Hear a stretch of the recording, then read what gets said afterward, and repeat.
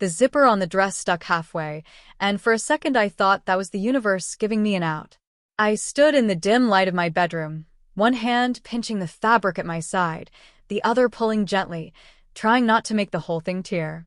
The mirror on my closet door showed me in slices, a dark knee-length dress that I'd bought weeks ago and hidden under a stack of hoodies. Tights that made my legs look unfamiliar. My own face looking back with a kind of stubborn panic. I wasn't trying to be anyone else. Not really. I just wanted to be quiet inside my own skin for once. From the living room came the muffled sound of the TV my dad always left on, more for company than anything. The smell of his coffee, burnt like always, still hung in the air. It was past midnight, but our apartment had that frozen awake feeling it always got after we fought. My phone buzzed on the bed. Dad calling. I stared at it until it stopped. The silence after was worse than the ring. I tugged the zipper again. It moved. My breath came out like I'd been holding it all day, because I had. The fight had started over nothing. That's how it always began. A dish left in the sink. A bill. The way I said later when he wanted now. But it never stayed about the dish. What's wrong with you lately? He'd asked, standing in the kitchen in his socks like a judge. You come home, you hide in your room, you don't talk, and you've got that look on you. What look? I'd said. My voice had already been too sharp. That one, he'd snapped, like you're daring me to say something. Maybe I was.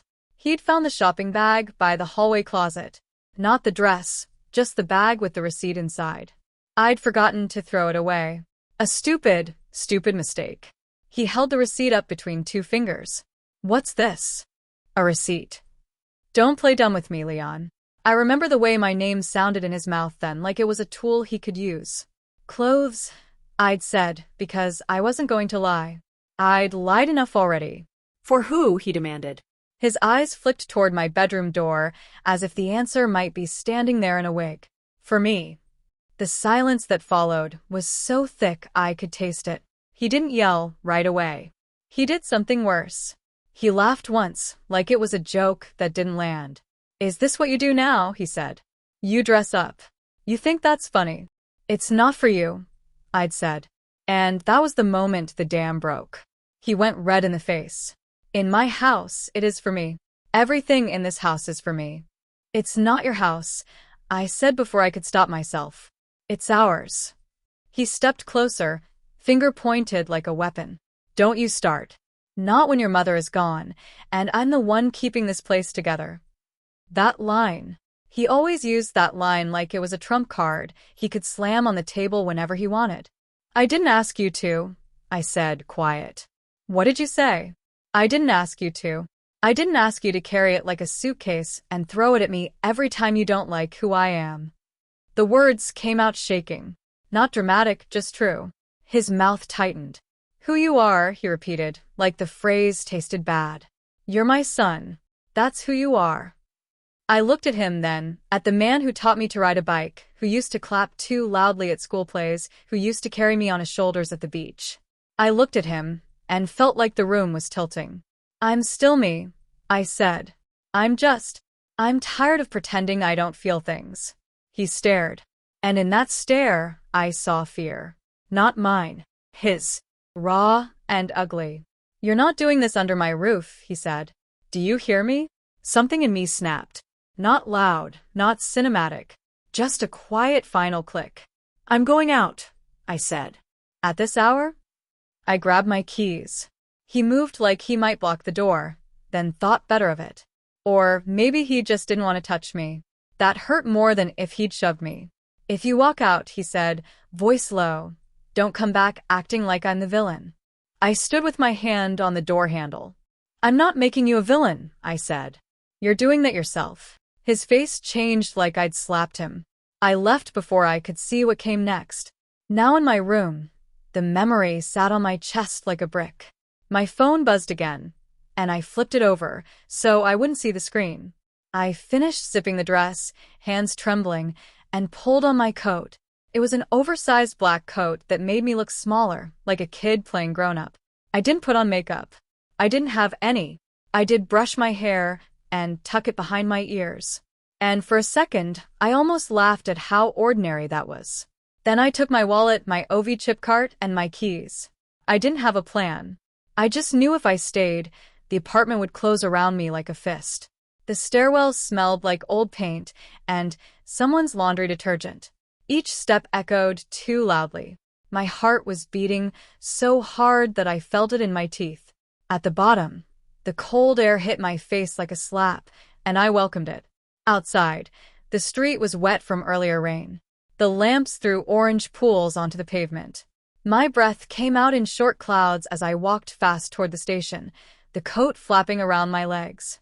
I kept my eyes down, but I couldn't stop myself from checking reflections in shop windows, in car doors, in the dark glass of bus stops.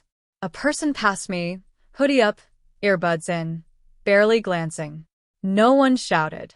No one pointed. The world didn't split open. That almost made me cry. At the station, the automatic doors whooshed open, and a wave of warmer air mixed with metal and stale fries from the closed kiosk rolled out. The digital board glowed with the last trains of the night. A sprinter, an intercity, a couple of cancellations, a delay. Platform 4.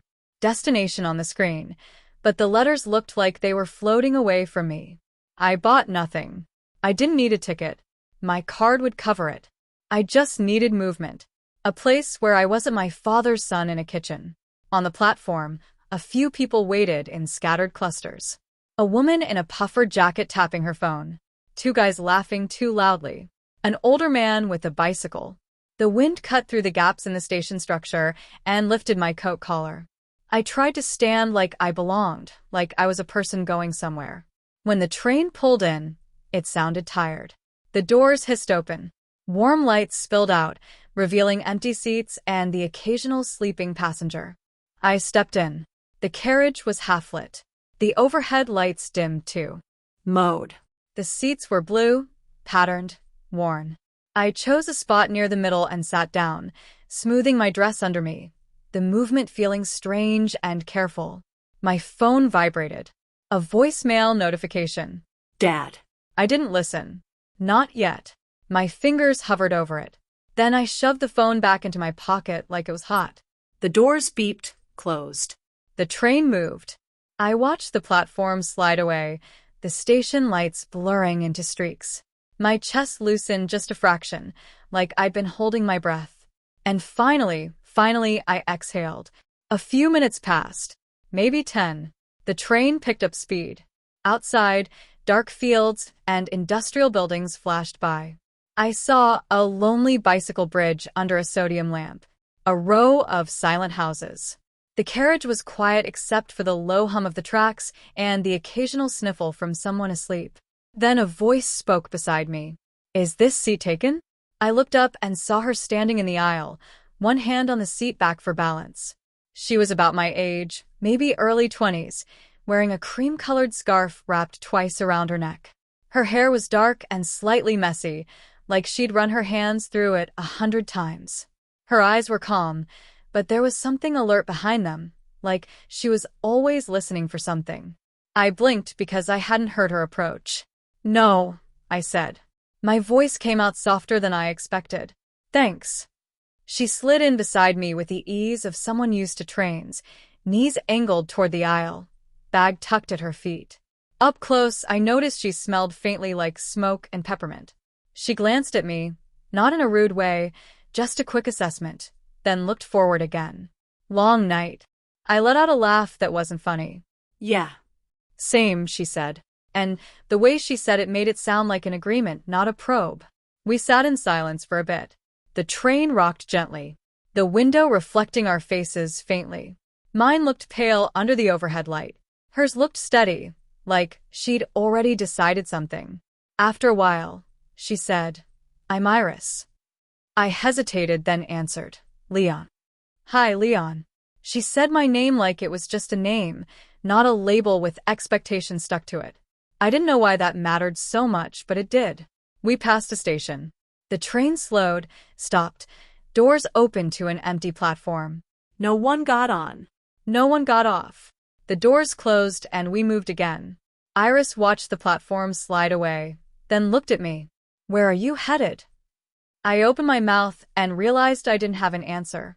I don't know, I admitted. She nodded like that was a real destination. Fair.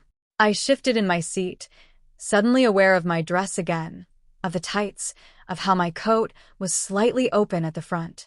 I waited for the question, the look, the laugh. Instead, Iris asked, "Do you get cold easily?" I blinked. What? She pointed at my hands. They're shaking. I looked down. She was right. My fingers were trembling on my lap, like they had their own heartbeat. I'm fine. I lied automatically. She didn't argue. She reached into her bag and pulled out a small pack of tissues, then offered it to me. For your nose, she said. You look like you're one hard blink away from turning into a fountain. I stared at the tissues. Something about the blunt kindness hit me in the ribs. I took one, pressed it to my face even though my nose wasn't running. Thanks, I managed. She said, satisfied, and leaned back. Outside, the landscape turned darker, the lights fewer. The train felt like a moving room, separate from everything else. Another station. Another stop. Empty again. I frowned. Is it always like this? Iris shrugged. Late trains are weird. They stop because the schedule says so, even if the world's asleep. It feels like I searched for words, like we're stopping at places that don't exist. She smiled slightly. That's because you're awake enough to notice how fake everything looks at night. I looked at her. Is that your philosophy? It's my insomnia talking, she said. For a while, we didn't speak. The train's rhythm filled the gaps. I listened to the sound of the wheels against the tracks and tried to let it calm me. My phone buzzed again. Another missed call. Another voicemail. Iris glanced down. Someone worried about you? I swallowed. My dad. Oof, she said, not unkindly. That's a loaded word. I let out a breath. Yeah. She tilted her head. You don't have to tell me anything, but sometimes it helps to say it out loud to a stranger. Strangers don't have the long memory. I looked at the window where my reflection hovered. Dress. Coat. My own face. Eyes that looked like they'd been arguing for years. He found out, I said quietly. Found out what? She asked gently, like she already knew and was giving me room. I hesitated. My throat tightened. Sometimes I dress like this. Her expression didn't change. No surprise. No judgment. No smirk. Just a small nod. Okay, she said. And he didn't take it well. I laughed again, bitter. That's one way to put it. She leaned her head back against the seat, eyes on the ceiling for a moment. Parents are good at loving you in the shape they already decided you were. When you change the shape, they act like you broke something.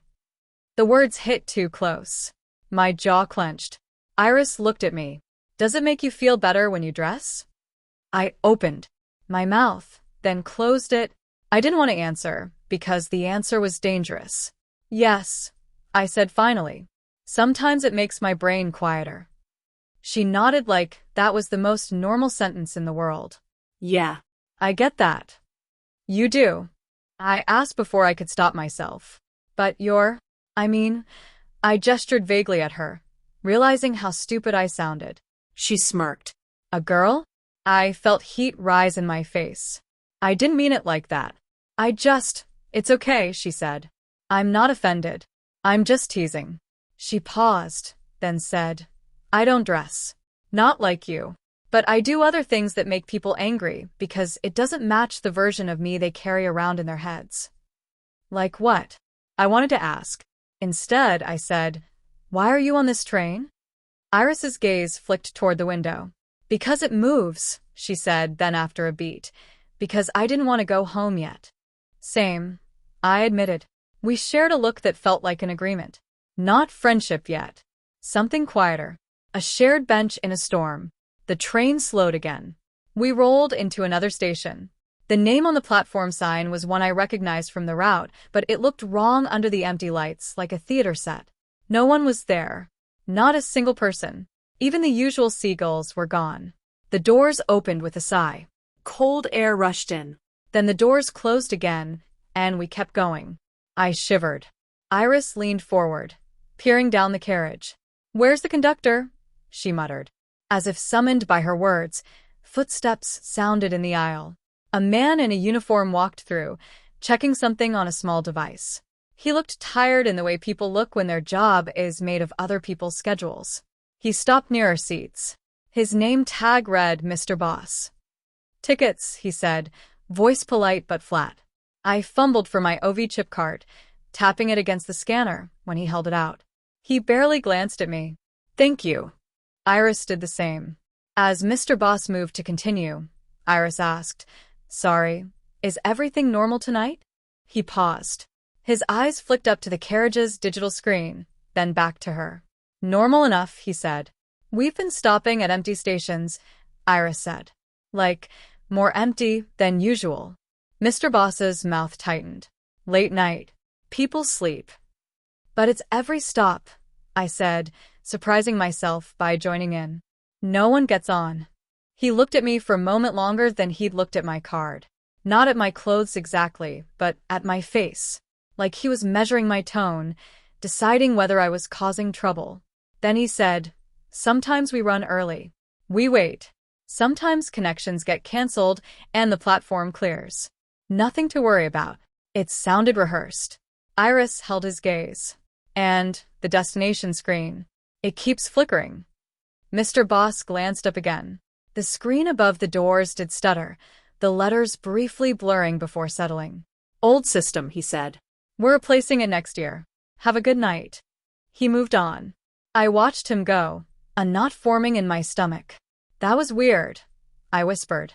"Everything is weird at this hour," Iris replied. But her voice had lost some of its casual tone. The train rocked on.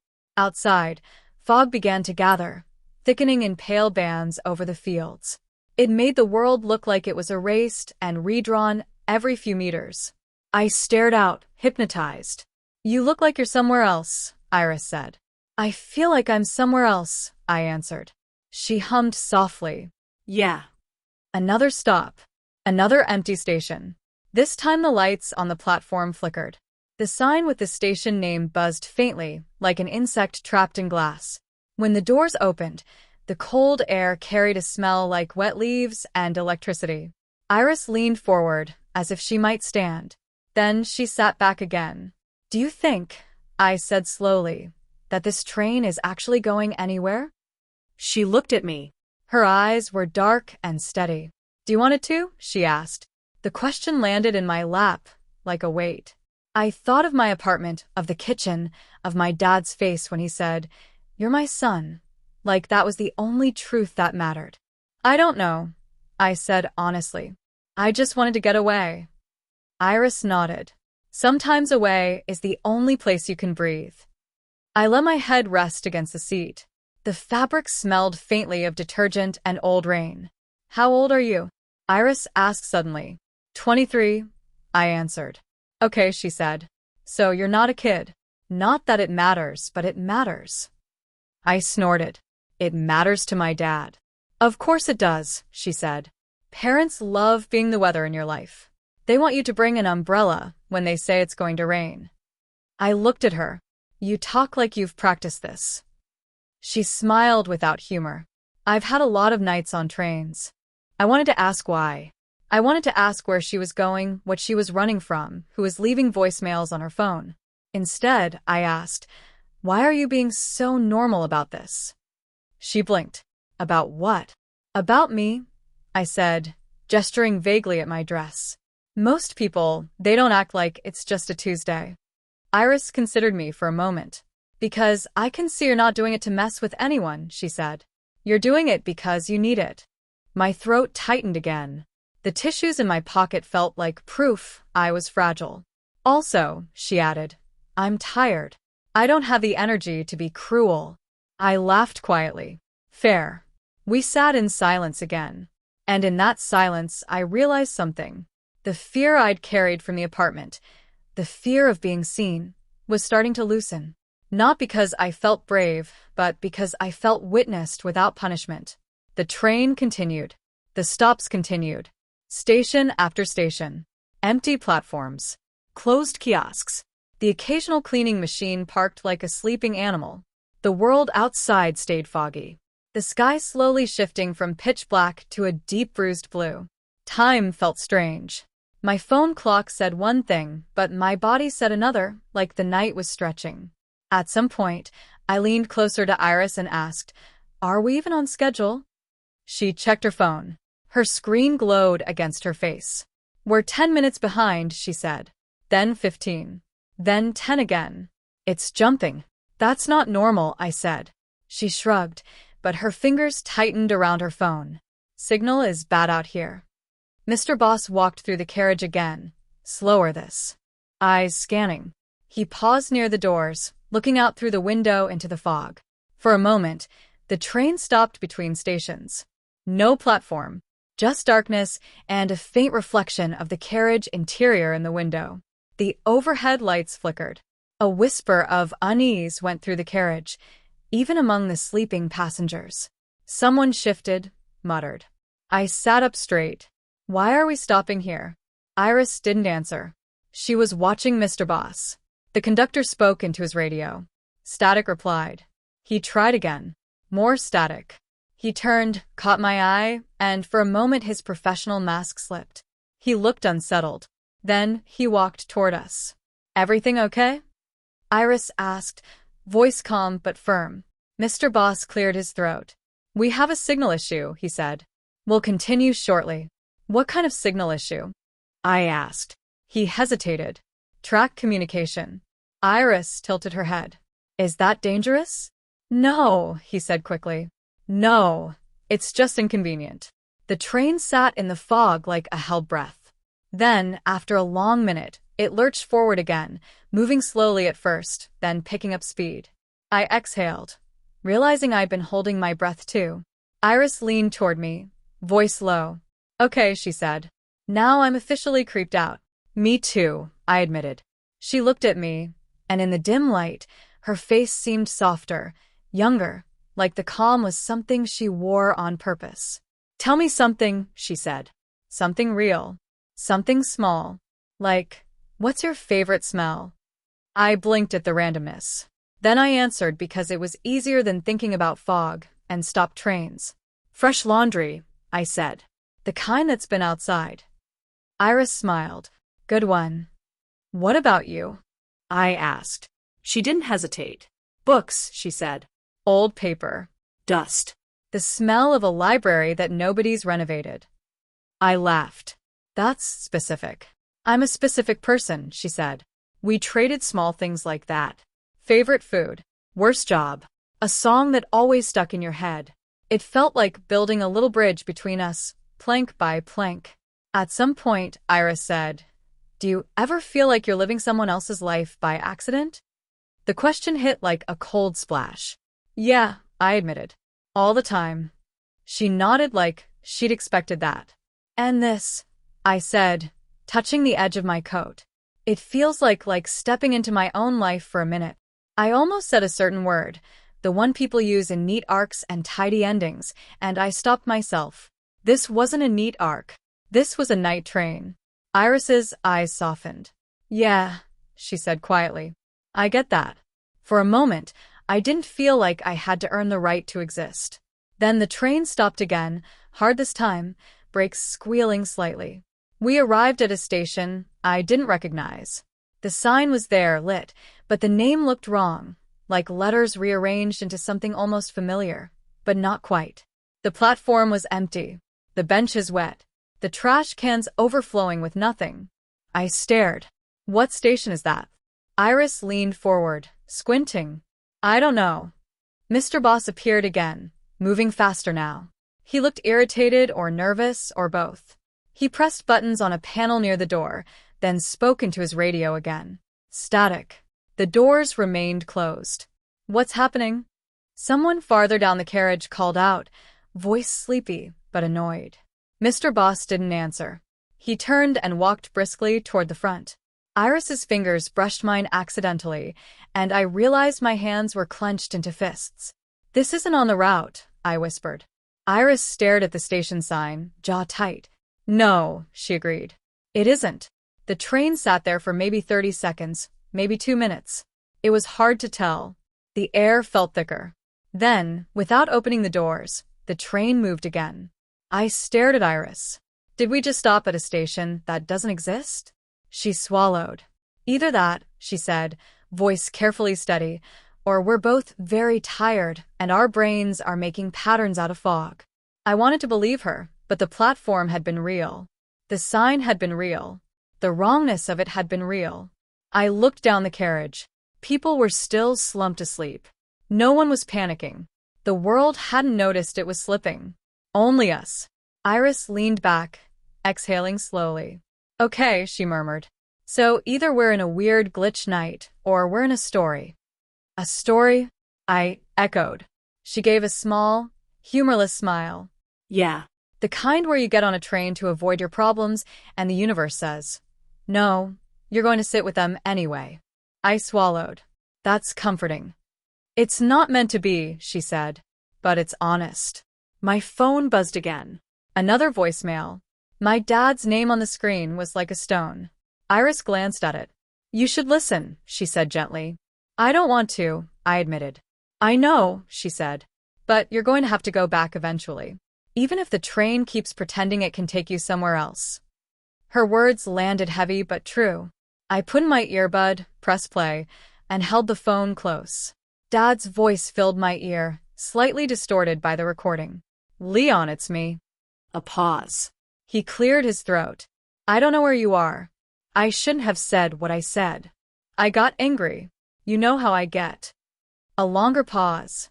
I could hear the TV in the background faintly, like he'd been sitting on the couch talking into the phone with the news droning behind him. I don't understand everything, he continued. I'm trying. I'm just scared. And I'm not good at being scared without being loud. My throat tightened. Come home, he said, and his voice softened on those words. We can talk. Or we cannot talk. Just come home. The message ended. I stared at the phone. Screen, eyes burning. Iris didn't speak. She just sat there, letting the silence be mine. I didn't expect that, I whispered. She nodded. People surprise you, she said. Sometimes in the worst ways. Sometimes in the only ways that matter. I swallowed, wiping my face quickly with a tissue. I hated crying, not because it was weak, but because it made me feel like a kid again. The sky outside began to lighten. The fog turned pale gray. The world gained edges. We stopped at another station. This one I recognized. Relief hit me so hard it made me dizzy. The doors opened.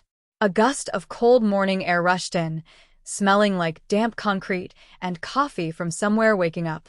Two people got on, yawning, looking half asleep. The normalness of it felt unreal after hours of emptiness.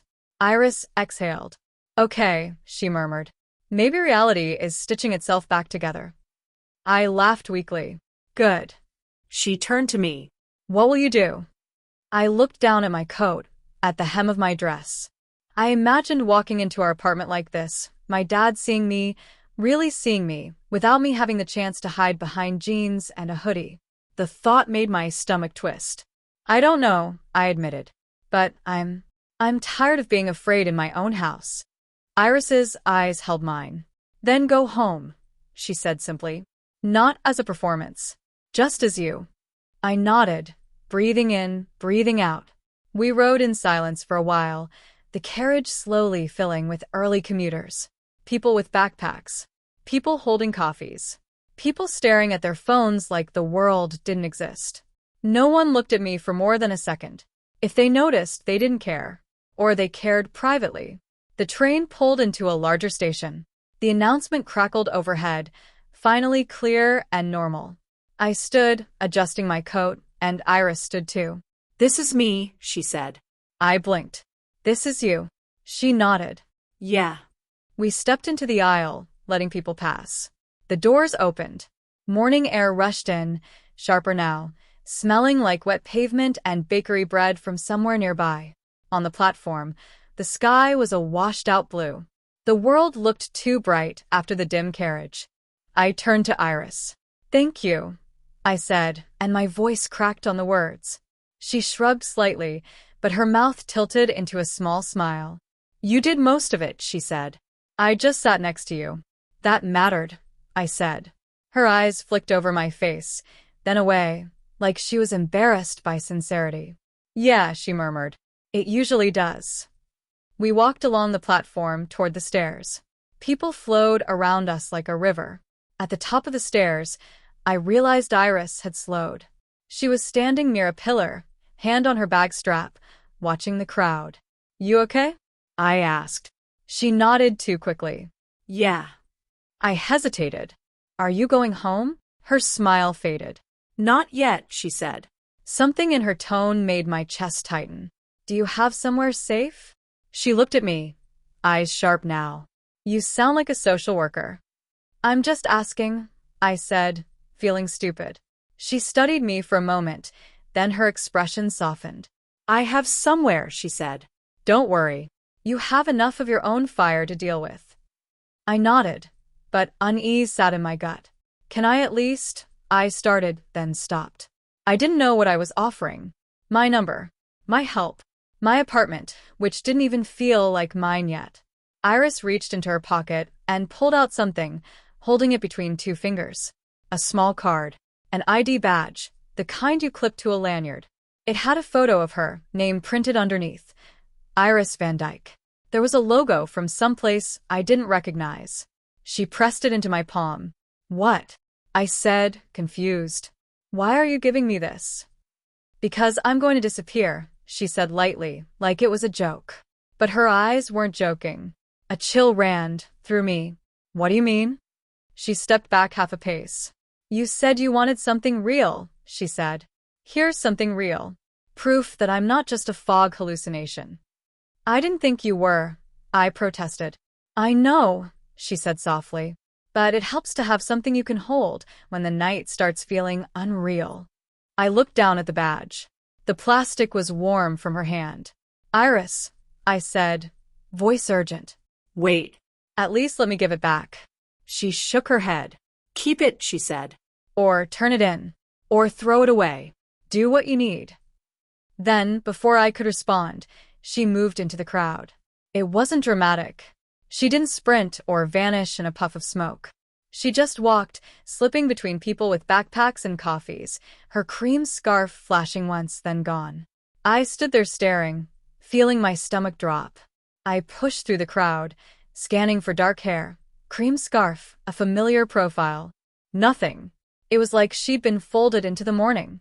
I stood on the platform, the ID badge in my hand. And for a moment, I didn't know what was real. The empty stations. The wrong signs. Iris sitting beside me like it was normal. Her voice saying, go home. My phone buzzed. A text from Dad. You there? My fingers hovered over the screen. I typed, on my way. Then I stared at Iris's badge again. Her name. Her face on the photo, serious and a little defiant. I clipped it into my wallet carefully, like it was fragile. On the way home, I didn't change. I could have. I could have ducked into a station bathroom, tugged the dress off, stuffed into my bag, put on the jeans I kept there for emergencies. I didn't. I kept the coat closed and walked through the morning streets, letting people pass, letting the sky be bright, letting my heart beat hard without apologizing for it. When I reached our building, the stairwells smelled the same. Old paint. Laundry detergent. Someone's frying onions already. Each step upward felt like walking toward a reckoning. At our door, I paused, hand hovering near the handle. I could hear the TV through the wood, the familiar murmuring of news anchors, the sound of a kettle maybe. I put my key in the lock, turned it and stepped inside. The hallway light was on. My dad's shoes were by the door, neatly placed like always. His coat hung on the hook, shoulders heavy. Leon, his voice called from the kitchen, tight. Yeah, I answered, my voice steady enough to surprise me. He appeared in the hallway a second later, wearing the same sweatpants he'd been in the night before, hair messy, eyes tired. He looked like he'd slept an hour and spent the rest of the night arguing with himself. His gaze flicked over me. The coat, the outline of the dress beneath it, the tights, the fact that I hadn't hidden. His jaw clenched. His eyes watered slightly, and that hurt in a new way because it wasn't anger. It was something closer to grief, like he was mourning a version of me he thought he owned. He swallowed. "You're okay," he said. Not quite a question. "I'm okay," I replied. A long silence stretched between us. The TV murmured behind him like a nervous audience. He cleared his throat. "I listened to your voicemail," he said. "I didn't leave one," I said automatically, then realized he meant he'd heard his own message in his head, or he meant the voicemail he left me. "I mean," he corrected, rubbing his face, I called. "You heard it." "I did," I said. He nodded, eyes fixed somewhere near my shoulder. "I shouldn't have said what I said." "You did say it," I replied. And my voice didn't shake. That was new. And it hurt. He flinched like the words physically struck him. "I know." I shifted my weight, the coat brushing my legs. My heart hammered, but my spine felt straighter, like the night train had rearranged something. "I'm not doing this to punish you," I said, "or to embarrass you. It's not about you." He looked at me then. Really looked. "I don't understand it," he admitted. "When I picture you, I don't know. The boy who played football in the courtyard. The kid who hated shopping. My son." "I'm still your son," I said. And I chose the words carefully because I wasn't trying to win. I was trying to be true. "But I'm also me. And if you keep treating me like I'm only one thing, we're going to keep breaking each other." His eyes filled again. He blinked hard, swallowing it down. "I was scared," he said quietly, like it cost him to say it. I thought you were slipping away. That I'd lose you too." The word, too, hung in the air. My mom. The empty space she left. The way my dad held it like a bruise. "I'm not her," I said softly. "And I'm not leaving because I wear a dress." He let out a shaky breath. "I don't want to be the kind of father you have to run from." "Then don't be," I said. He nodded once, like he was making a decision he didn't feel ready for. "What do you need from me?" he asked. The question surprised me so much I almost laughed. I took a breath. "I need you to stop making your fear my problem," I said. "I need you to stop acting like I'm doing something wrong just because it makes you uncomfortable. And I need you to talk to me like I'm a person, not a project." He listened, face tight, but he didn't interrupt. And I added, because I had to say it while I could, "I need you to not threaten me. Not with the house. Not with shame. Not with those lines about Mom." He looked down at his hands, then back up. "Okay," he said hoarsely. "Okay." We stood there in the hallway, two people who loved each other and didn't know how to do it without bruising. Finally, my dad said, "Do you want tea?" The normalness of the offer made my eyes sting. "Yeah," I whispered. "Tea would be good." He stepped aside to let me pass toward the kitchen. As I walked, my coat brushed the doorway, and I could feel his gaze on my back.